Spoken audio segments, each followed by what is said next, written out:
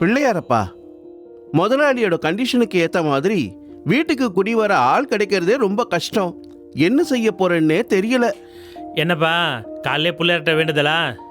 என்னடா நீ என்னன்னா எந்த வேலைக்கும் போகாம ஊரை சுத்திட்டு இருக்க. நான் என்னோட முதலாளி கிட்ட மாட்டிக்கிட்டு திண்டாடிக்கிட்டு இருக்கேன். அப்படி என்னதான்ப்பா உங்க முதலாளி உங்களை திண்டாட வச்சாரு? என் முதலாளிக்கு ஒரு வீடு இருக்குல்ல, அதான் வாசன் தெரு 69ஆம் நம்பர் வீடு. அந்த வீட்டுக்கு குடியிருக்க ஆள் வேணுமா, வர்றவங்களுக்கு கல்யாணம் ஆயிருக்கணுமா, ராத்திரி 8 மணிக்கெல்லாம் லைட் ஆஃப் பண்ணிடணுமா, விருந்தாளிகள் நண்பர்கள்னு யாரும் வரக்கூடாதான், சைவமா இருக்கணுமா. ஏன் வைணமா இருக்கக்கூடாதா? அட நீ வேற, சைவமா இருக்கணும்டா, அசைவமே கூடாது. இந்த 2 கால் 4 கால்லாம் கூடாது. கிடைச்சாச்சு, கவலை விடுங்கப்பா. என் ஃப்ரெண்டு ஒருத்தன் ஊர்ல இருந்து இங்க வேலைக்காக வந்திருக்கிறான். அவனுக்கு வீடு இல்ல. நீ சொன்ன மாதிரி 8 மணிக்கு என்ன 7 மணிக்கே லைட் ஆஃப் பண்ணிட்டு நைட் டியூட்டி போயிடுவான். அவனுக்கு சொந்த பந்தம் எல்லாம் நான் தான் அவன் வீட்டுக்கு போனோம். நானும் வெளியே மீட் பண்ணிக்கிறேன். ஆனா அவனுக்கு கல்யாணம் தான் ஆகலன்னு நினைக்கிறேன். என்னடா நீ நண்பன்ற அவனுக்கு கல்யாணம் ஆச்சா இல்லையான்னு தெரியல.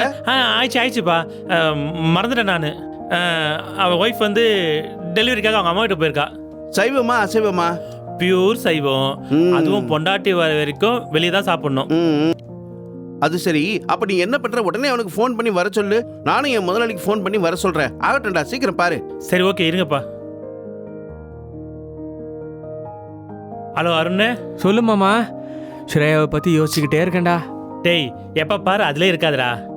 உனக்கு வீடு பார்த்துருக்கேன்.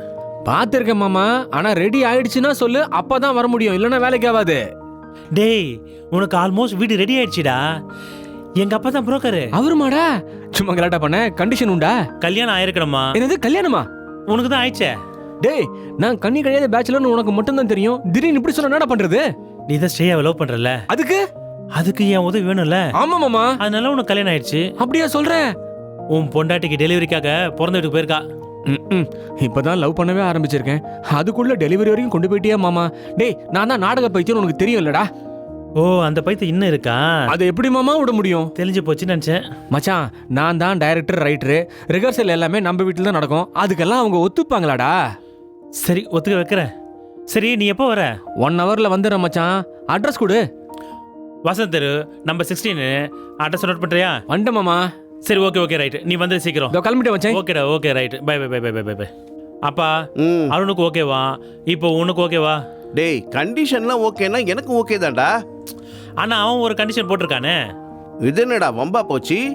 வீடு கிடைக்கிறதே குதிரை கொம்பு, இதுல குடி வர்றவங்க வர கண்டிஷன் போடுவாங்களா? அப்ப மத்தளத்துக்கு 2 பக்கமும் இடி மாதிரி புரோக்கருக்கு 2 பக்கமும் இடிதான். கொஞ்சம் இடிதான்ப்பா, கொஞ்சம் இடிதான்.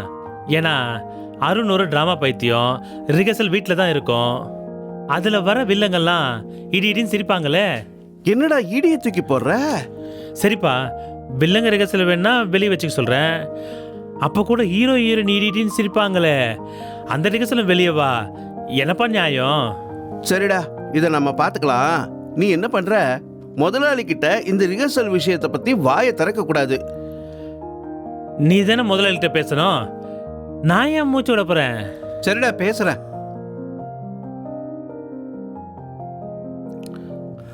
ஹலோ ஹலோ முதலாளி, நான் தான் பேசுறேன். சொல்லு முருகேசா. நீங்க சொன்ன கண்டிஷனுக்கு ஏத்த மாதிரி அருண்னு ஒரு பையன் வந்திருக்கான்.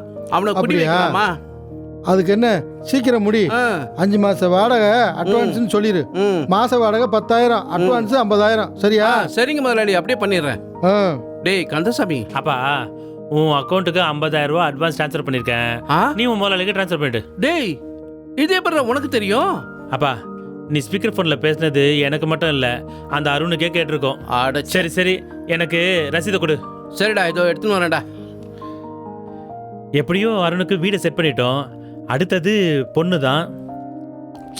காலங்காலமா இந்த செகண்ட் ஹீரோக்கு எடுபடியா இருக்கிறதே ஒரு பொழப்பா போச்சு.